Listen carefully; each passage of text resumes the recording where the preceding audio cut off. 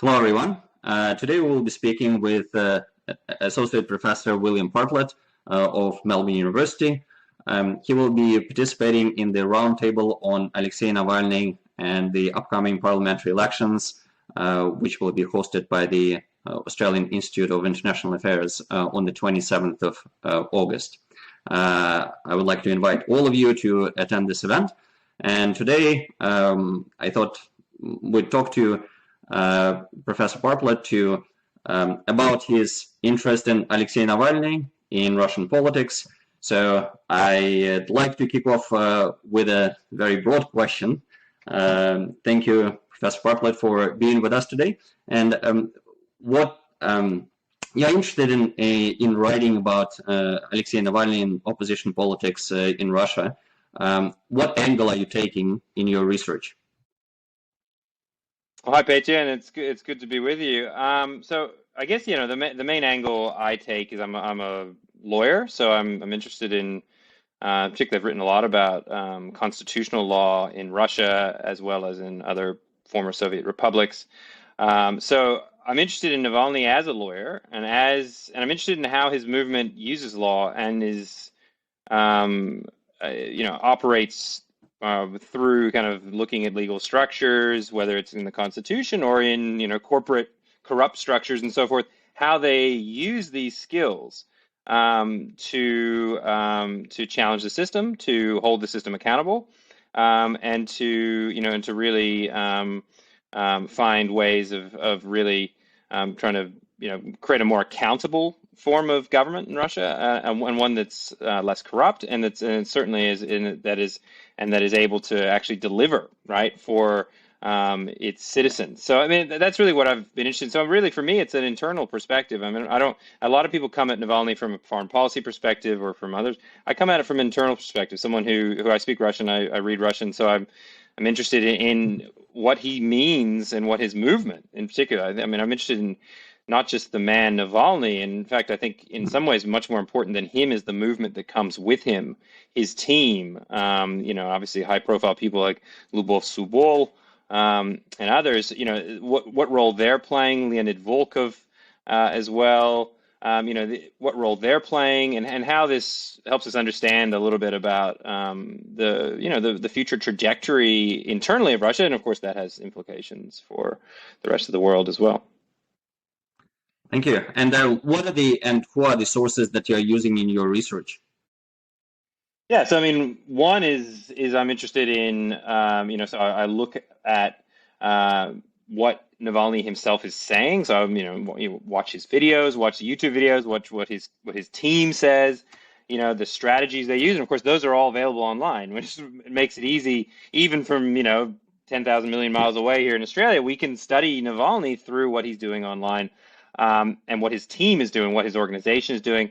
And, of course, he's not just an anti-corruption reformer, as you know, Petya. He is also someone who's highly interested in the European Court of Human Rights, and has essentially organized a lot of, and some of his organizations are actually legal aid organizations. So you can trace what they're doing. You can read their filings. You can see. So there's legal documents as well, and legal arguments, and wins. And he's won cases at the European Court of Human Rights. So you can read those as well. So those are other sources. I mean, other sources I like to rely on as well are comparative sources. So you see to what extent is Navalny's challenge, something that he's drawing on or learning from the outside, and strategies we see elsewhere to try to understand what's happening in Russia is not just a Russian story, but it's also more of an international or kind of global story. And in particular, how, one example of that is how, Navalny and his team are using the internet in such a sophisticated way to essentially break the monopoly, right? I mean, one of the things that the current political regime obviously controls a lot is information. In fact, I think Sergei Guriev and other Navalny supporters referred to the Putin and the current political system as an informational autocracy. Essentially relies on information, and the way the internet can do that. So there's comparative sources as well that I rely on. Yeah. Thank you. And so just pulling back a little bit, what sparked your interest in Russian politics and Alexei Navalny specifically? Well, I mean, I've been interested in Russia for about 20 years. I mean, it goes all the way back to when I was at university, and I took Russian language, always interested in history and literature. Just thought it was an interesting place. As many people who've never been there, I don't have any family or certainly didn't then have any family or connections or anything that drew me to Russia. So I was largely as an outsider. I was very interested in its position in the world, what was happening. Obviously, the drama of 20th century Russian history, from Tsarism to communism to whatever we call it today, crony capitalism, state capitalism, whatever. The political changes have been so radical. So trying to understand the system, and of course, it's a country that, at least since the end of the Cold War, has been understudied. So it's one that I've always been interested in kind of exploring. So that got me into Russian politics.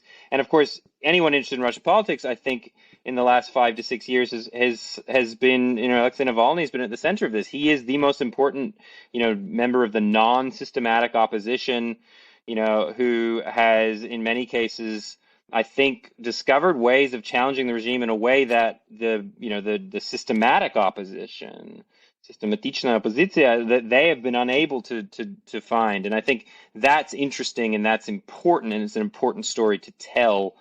So that's really brought me to Navalny and try to understand him and his movement.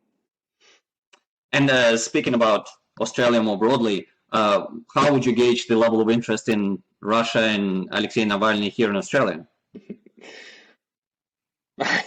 Pretty low. Australia, in my sense of Australians, I was born here, kind of grew up in the US, and then have been back for 6 years. Australians are interested in, often looking very much towards the United States and Europe, particularly the UK. For a lot of Australians, Russia really seems like a long way away.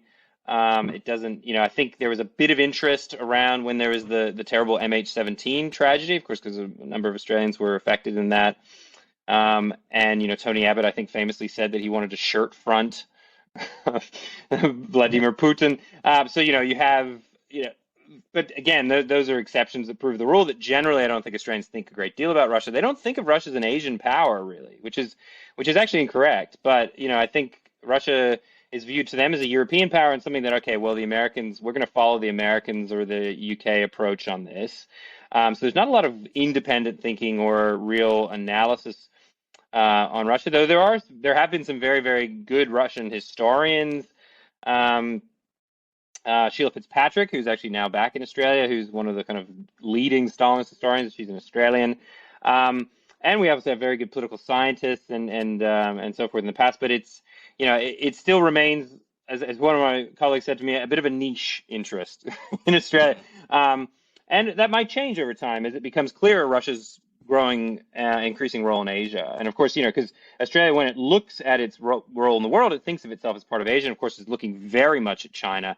And that Russia-Chinese relationship, I think, is one that I think might generate a bit more interest going forward. But at least as we stand here today in 2021, it is not something that is very high up on the agenda or of great interest, I think, to a lot of Australians. Yeah.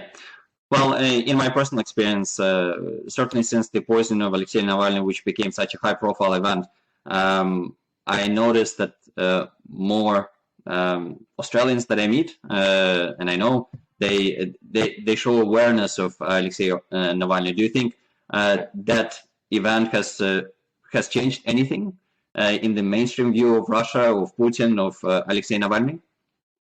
It's interesting you say that. I think there has been somewhat. I mean, I noticed that as well, because I suddenly started getting a lot of requests to write conversation pieces, for the Australian, this online thing, and also some media requests in the ABC to talk about Russia. But it was largely related to Navalny. Navalny is an important. I think in some ways he creates he's the story. He creates a little bit of interest that might be the beginnings of actually starting to increase interest in Russia, because of course his story is dramatic. He's someone who was poisoned. I mean, looks like very much like the sources suggest by high level Russian state involvement, and then returned to Russia after that poisoning and was immediately jailed. So of course, there's a dramatic story there that in some ways I think is starting to gather some attention of people who follow international politics, international current affairs, and so forth.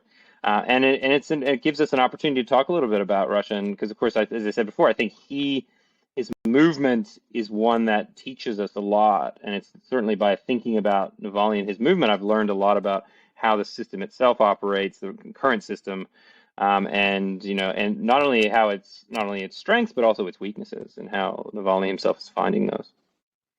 Yeah, and do you think the Australian politicians have an awareness of what's been happening this year in Russia? So there's been a massive crackdown on independent media, on opposition politicians, beyond just Navalny, and we have the upcoming parliamentary elections. Do you think Australian government is aware of this very significant event that's coming up in the middle of September? I'd say probably the federal government right now is focused very squarely on the COVID crisis, the Delta crisis, what's happening, the two major Australian cities sitting in lockdown at the moment, and looking like lockdown for at least another couple of weeks here in Melbourne, and a very long lockdown in Sydney. So I think that's really on the front page, on the agenda.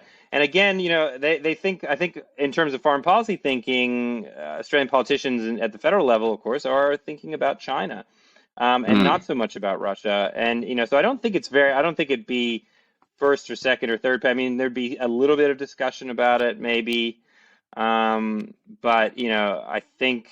I mean, interestingly, the deputy director of the Defense Department is a former ambassador, Australian ambassador to Russia.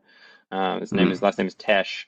So he understands a little bit about Russia, so he'd probably be thinking maybe a little bit about it. But I don't think the September elections are high on the agenda of any Australian politician at this moment, as really they're focusing heavily on domestic issues, and the extent to which there are any international issues. It's the relationship with China they're trying to manage, as of course the United States, increasingly enters what looks like a kind of Cold War with China, which puts Australia, I mean, this is, of course, Australia's key foreign policy challenge right now, is how they manage a close economic relationship with China and a close political and military relationship with the United States, if these two massive powers are coming increasingly into conflict. So I think that, so Russia really remains tertiary or even way down the list, I think, for Australian politicians in that respect. And internal politics of Australia, of Russia, is even further down the list, I think.